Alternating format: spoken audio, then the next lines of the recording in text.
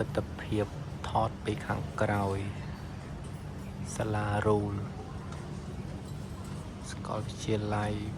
ភូមិន្ទនីតិសាស្ត្រនិងវិទ្យាសាស្ត្រសេដ្ឋកិច្ច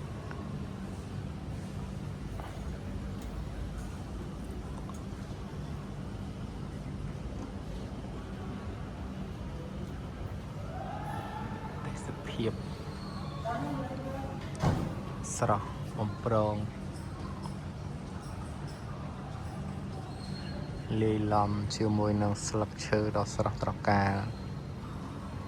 អគារក្រសួងមហាផ្ទៃអគារខ្ពស់ទីក្រុងភ្នំពេញមានការអភិវឌ្ឍបានលឿនរហ័សហើយនេះអគារសាលានេះថ្នាក់រៀន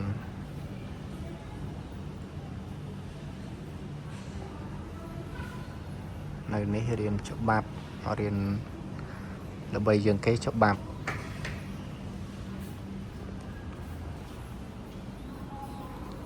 ប៉ុន្តែយើងរៀនអីក៏បានដែរវាល្បីជាងគេច្បាប់រដ្ឋបាលជំនាញតាក់ទងសេដ្ឋកិច្ចគ្រប់គ្រងអីហ្នឹងមានទាំងអស់